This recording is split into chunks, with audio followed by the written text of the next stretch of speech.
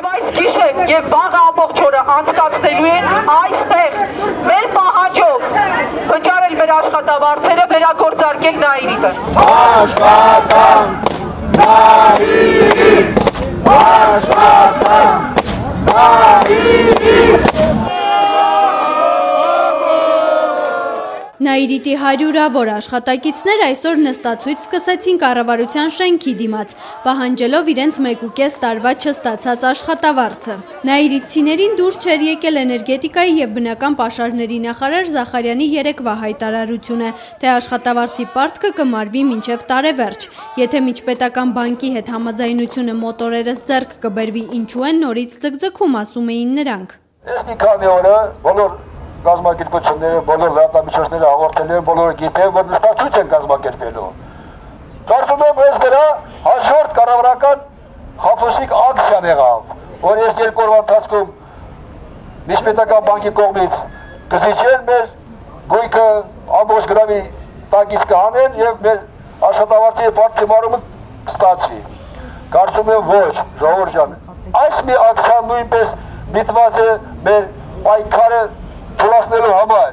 չհավատան։ Գործարանի աշխատողները համաձայն չեն նաև համաշխարհային բանկի աջակցությամբ անցկացված աուդիտի հետ, թե քիմիական հսկայի վերագործարկումն այլևս նպատակահարմար չէ։ Համոզված են, եթե գործարանը հնարավոր էր աշխատեցնել Արցախյան պատերազմի դժվարին տարիներին, ապա այսօր էլ ելքեր կարելի է գտնել։ Մեր մասնագետները, դուք պատկերացնում եք, երբ մենք ասում ենք Նաիրիտի մասնագետ, մենք նկատի ունենք այնպիսի մարդկանց, որոնցից աշխարհում կան, չգիտեմ, 5 ձեռնարկությունում ընդամենը։ Եվ այդ մասնագետները պնդում են, որ 50-ից 70 միլիոն դոլարով Նաիրիտը կարելի է վերագործարկել։ Եվ այդ պնդմանը չի կարելի չհավատալ, ասեմ ինչու։ 91 թվականին, երբ որ Նաիրիտը փակվել է, ընդամենը 2 տարի հետո Արցախյան պատերազմի ամենադժվարի շրջանում 93 թվականին նորից վերագործարկվել է։ Ինչ գումարով ինձ կարող եք ասել։ 300 միլիոն են ներդրել, որ Նաիրիտը վերագործարկվել է։ Այդ մասնագետների շնորհիվ։ Մասնագետների շնորհիվ եւ քաղաքական կամքի շնորհիվ։ Արդեն 6 ամիս է, ինչ Նաիրիտի աշխատողներն առանց որևէ քաղաքական ուժի աջակցության պայքարում են իրենց իրավունքների վերականգնման համար։ Այսօր նրանք իրենց ձեռքով պատրաստված թռուցիկներ էին բերել։ Նաիրիտի խնդիրը Հայաստանի բոլոր քաղաքացիների խնդիրն է, ասում էին ցուցարարները։ Այսօր յուրաքանչյուր աշխատավոր կարող է կանգնել նույն խնդրի առաջ, ինչ որ մենք գործազուրկ դարձել են մոտավորապես 1700 քաղաքացի ու չենք ստացել մեր վերջին հաշվարկները։ Սա կարող է պատահել յուրաքանչյուրի հետ։ Այդ իսկ պատճառով այս թռուցիկները պատրաստում ենք բաժանել անցորդներին, ինչպես նաև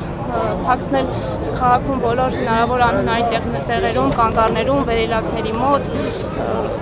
բակերում, որպեսզի ամեն քայլափոխի մարդիկ տեսնեն, իրազեկվեն, մեր ձայնը ավելի լսելի դարձնենք։ Գուցե շատերը հույս ունենք, խնդրում ենք, որ միանան մեր բողոքի ակցիաներին եւ դրանով իսկ մեր պայքարը վստահ եմ ավելի արդյունավետ կդառնա։